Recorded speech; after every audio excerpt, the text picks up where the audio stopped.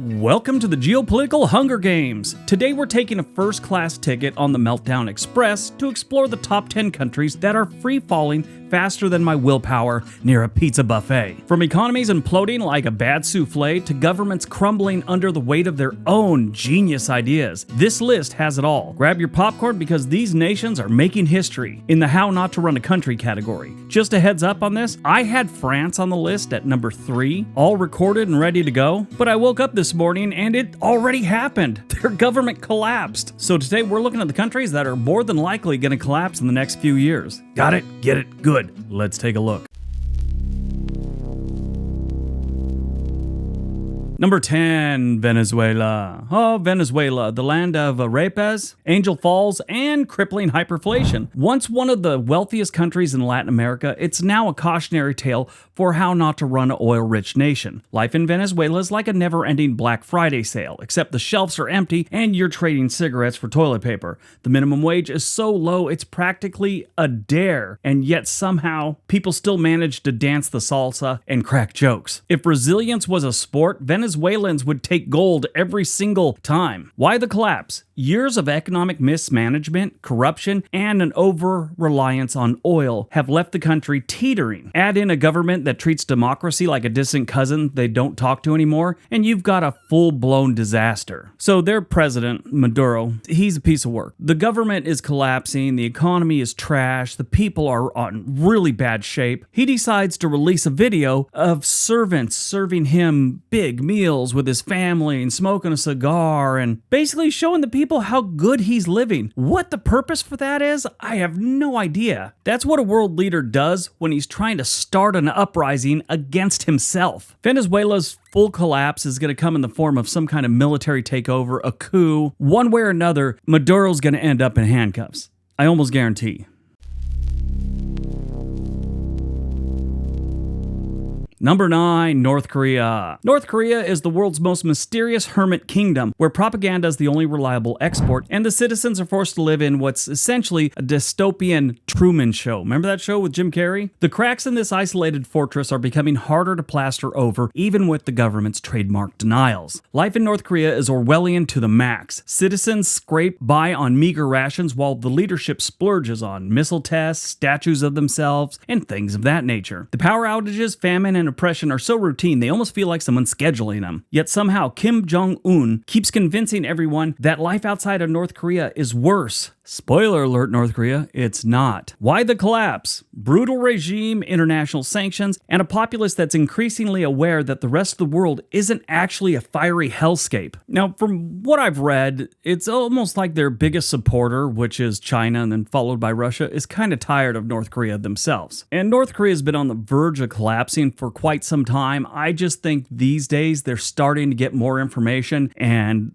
the end is coming sooner than we think. But Kim Jong-un has such a grip on this country, he might be able to stay in power for a while, but I don't think so. Number 8, Yemen. If war-torn were a brand, Yemen would be its brand ambassador. Years of civil war, foreign intervention, and a humanitarian crisis so dire that even the word catastrophe feels insufficient have left the country in shambles. Life in Yemen is like being trapped in a video game where the difficulty level is always set on impossible. Food shortages, constant bombings, and the collapse of the infrastructure means that every day is a struggle for survival. Yet amidst the rubble, Yemenis somehow maintain their dignity and hope, which is frankly superhuman at this point. Why the collapse? A toxic mix of a Saudi-Iranian proxy war, internal division, and international neglect. Yemen is basically the world's problem child and no one wants to deal with it. They just want to keep it out of the way. They do have a government, barely, but I think it's on the verge of collapsing, probably within the next 3 years. Number 7, El Salvador. El Salvador is like the rebellious teenager of Central America. Small, crappy, and making questionable life choices. Its president has bet big on Bitcoin, which might just be the most El Salvadorian thing ever. Meanwhile, the country struggles with crime, poverty, and an economy that's about as reliable as a lottery ticket. Life in El Salvador feels like a mix of crypto bro dreams with real-world struggles. Sure, you can pay for everything with Bitcoin, but you gotta hope the Wi-Fi's working. It's pretty bad when you can't buy anything or pay anyone because the Wi-Fi's out. But outside the trendy cafes, most people are just trying to scrape by, dealing with gang violence and a government that treats democracy like an optional accessory. Why the collapse? Gang wars, economic mismanagement, and the fact that pinning your country's hopes on Bitcoin is the geopolitical equivalent of you only live once, or YOLO as the kids call it. If the experiment fails, El Salvador could end up as a cautionary tale for every country that ever thought, hey, what if we let Reddit run our economy? Most experts believe that El Salvador is going to collapse hard in the next 3 to 5 years. Number 6, Myanmar. Myanmar's like a beautiful house on fire, rich in culture and resources, but plagued by a military that's so power-hungry it makes Game of Thrones look like a fairy tale. The country has been sliding into chaos ever since the 2021 coup. This is a really strange country. Their capital city is a mess. I mean, not in a bad way. In a way that it is the same size, roughly, as London and Shanghai. London has almost 9 million people living in the city alone, with the metro area being almost 15 million, while Shanghai has a population of almost 25 million. Naypyidaw is the capital city of Myanmar, and it has less than 1 million residents. They also have 10-lane highways. They have hotels that have thousands of rooms that have never been used. They have homes built but never used. If you work in the capital city, they give you a home. The home has a colored roof depending on what ministry you work for. Maybe you're working for Parliament, that is actually a red roof. If you're working for the Ministry of Health, it's a blue roof. Green is the Ministry of Agriculture, and it goes on. It's just weird.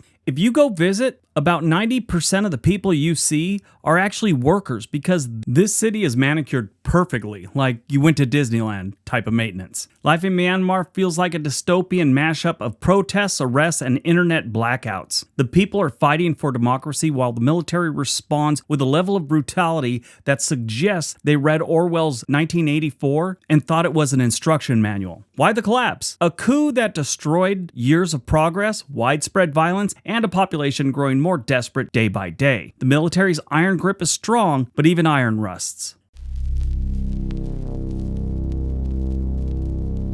Number 5, Argentina. Argentina, the land of tango, world-class beef, and an economy that's been doing the cha-cha off the financial cliff for decades. Life in Argentina is a masterclass in adaptability. Inflation isn't just a problem, it's a way of life. Prices change faster than you can say Buenos Aires, and yet the Argentinians somehow manage to make every crisis look like a fiesta. Why the collapse? Well, chronic mismanagement, a debt crisis that could fill a library with overdue notices, and political leaders who keep solving problems by kicking them down the road. Argentina's economy feels like a telenovela, dramatic, unpredictable, and oddly addictive to watch. The real kicker? Argentina always pulls itself back from the brink, only to trip over its own policies a couple years later. At this point, the peso value is so low it could be used as monopoly money, and every election feels like a last-ditch effort to steer the ship away from an iceberg. Spoiler alert, it never works.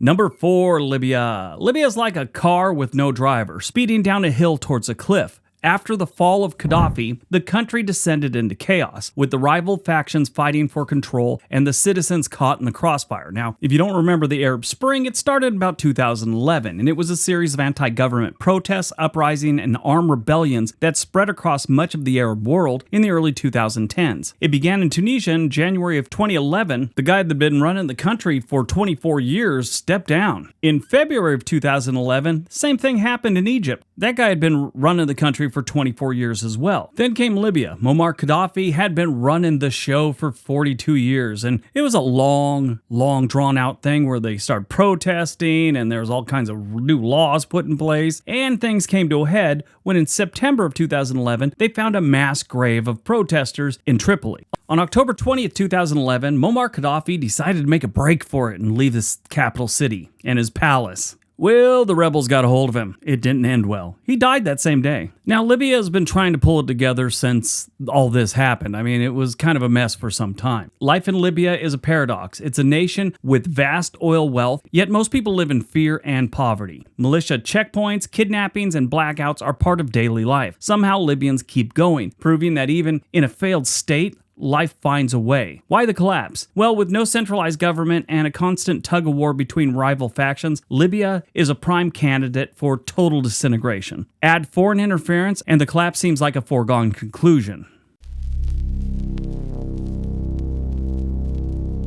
Number 3, Zimbabwe. Zimbabwe is the poster child for how to ruin a perfectly good country. Once the breadbasket of Africa, it is now synonymous with hyperinflation, corruption, and economic despair. Thanks to Mugabe. He was the president of Zimbabwe from 1987 to 2017. At 93, they decided it was time for him to hang it up. He should have hung it up decades before, but you can't have everything, right? These days, life in Zimbabwe is a roller coaster of shortages, fuels, cash, electricity, you name it. There's a shortage. Yet people remain unbreakable, cracking jokes and making do with what little they have. If sarcasm were a currency, Zimbabwe would be billionaires. Why the collapse? Decades of mismanagement, rapid corruption, and a government that treats its citizens like ATMs. Unless there's a miracle, Zimbabwe's future looks really bleak.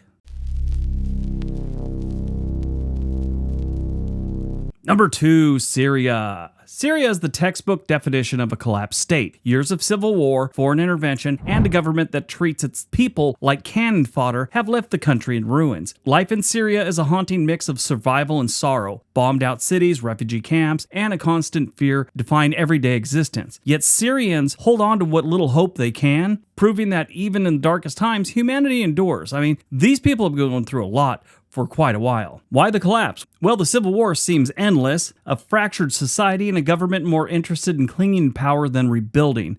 Syria's collapse is less looming and more already happening. Now, before we get to number 1, there's an argument that the United States can be on this list. I don't think so. I mean, the United States has a horseshoe shoved up its butt or something. We always seem to pull out of whatever free fall we're in. As I was researching this, I found more and more experts think that the United States are one of the top 10 states that's about to collapse. I don't see it that way.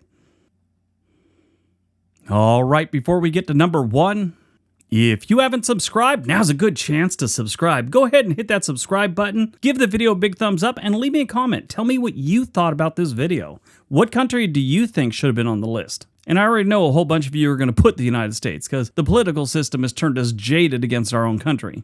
All right, on to number 1. And number 1, Russia. Surprise, surprise. And I know a lot of people are going to say, what about Ukraine? Ukraine's pretty much collapsed, but Russia makes the list. Surprise, the Great Bear might be stumbling towards the abyss. Between its disastrous war in Ukraine, crippling sanctions, and a leadership that treats dissent like a personal insult, Russia is teetering. Life in Russia is increasingly a tale of two realities. The wealthy elite who live in gilded bubbles and the average citizen scraping by under an increasingly authoritarian regime. The propaganda machine is working overtime, but cracks are starting to show, even in the motherland. Why the collapse? Overreach, economic isolation, and a population that might not stay silent forever. Russia's collapse would be dramatic, messy, and let's be honest, highly entertaining for anyone watching from the sidelines. And there you have it, the grimly humorous tour of the world's most likely candidates for collapse. Let's just hope we're wrong. I really hope we are. I'd like to see every country flourish and their citizens be happy. It'd be wonderful. Never seems to pan out that way. Maybe in Switzerland. But over the next few years, get some popcorn ready to go, just in case we can watch it all on the news. All right, that's today's video. Hope you guys enjoyed it. If you did, you'll probably like one of the 2 videos being suggested right now. Everybody have a great day. Be nice to each other.